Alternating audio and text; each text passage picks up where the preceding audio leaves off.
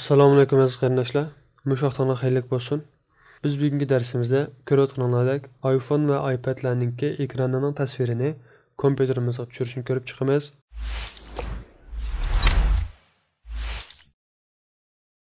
Buning bilan ba'zi ishlarimiz texnik qulaylashadi. Unda bo'lsa biz oldi bilan tasvir tushirishimizga yordamchi bo'lgan Reflector 3 nomli yumshoq detalni kompyuterimizga ochlaymiz. iPad va iPhone'imizga ayrim bir app'larni detallarni qo'shishimizga hojat yo'q. Faqat kompyuter bilan iPad va yoki iPhone'imiz o'xshash bir manbadagi to'g'ri bog'lanishi kerak. Bu shaklda ekrandagi tasvirni kompyuterimizga tushiramiz. Undan biz birlikda bu yumshoq detalni qo'shlaylik. Buni tushirish adresi mazkur videoning izohat qismida va asharni tushirasanlar bo'ldi. Undan biz buni ochaylik. Ochgandan keyin bu shaklda ochildi. Agar sizlarda bu shaklda ochilmay qolib qolsa, kompyuterdagi WinRAR, ya'ni bog'liq yosh kuch bo'lmaganligi uchun bu shaklda ochilmaydi. Oldi bilan WinRAR yoki shuningga o'xshash ishonchlik bog'liq yosh kuchlarniki xohlagan birini kompyuterni qo'shilinglar, undan keyin bu shaklda ochiladi. Undan keyin kompyuterimiz 32 bitlikmi va yoki 64 bitlikmi buni ayirib olishimiz kerak. Ayirish uchun bu shaklda bu yana bosgandan keyin chiqqan ko'znakda bor. Undan keyin mening kompyuterimning o'zi 64 bitlik bo'lganligi uchun bevasi 64 bitlikni qo'shilayman. Qo'shib ochdim. Açgandan keyin bu shaklda ichiladi. Undan keyin men bevosita qo'shilaya. Qo'shilamiz. Undan keyin oxirlashtiramiz.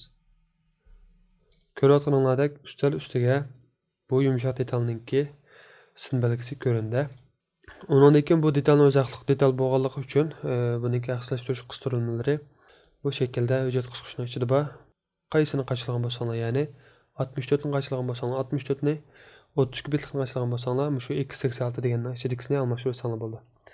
Ya'ni nega almashtirsa degan vaqtda bu yerni besib, buniki qo'shilgan g'ol mundarisiga berib, u yerdan almashtirsanglar bo'ldi. Men almashtirish jarayonini qisqartib o'taman.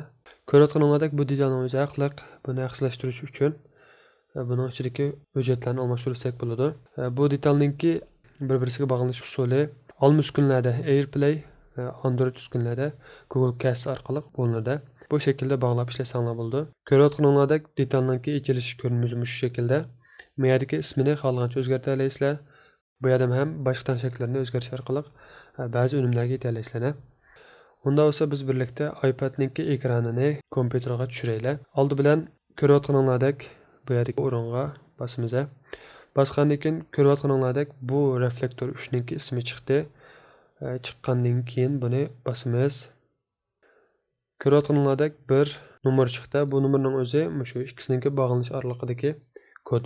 Bu kodni iPad'ga kirgizamiz. Undan keyin qo'shilamiz. Qo'shilgandan keyin ko'rayotganinglardek iPad'ning ekrani bu yerda ko'ringan bo'ldi. Ko'rayotganinglardek kichkina osti bo'lyotdi bu shaklda. Mana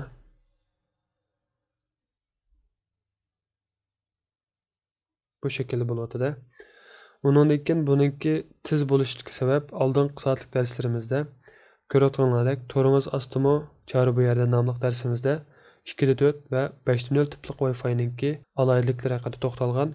Hozir o'zida iPad 5.0 tipli Wi-Fi uloqliq, kompyuterimiz simliq to'g'ri uloqliq. Shuningdek ikkisining oraliq kechikish vaqti texnik qisqa bo'ldi.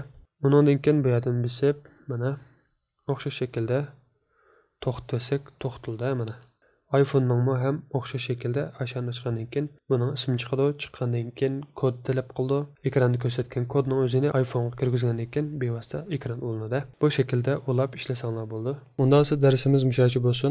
Texim ko'p qarindoshlarning foydalanishi uchun darslarimizni o'zaro tavsiya qilib qo'yishni, texim yaxshi bo'lgan darslarni ishlay olishimiz uchun qanotimizga ergashishlar birga darslarimizga bosh barmoq bosish orqali yoqtirishni unutmag'aysizlar.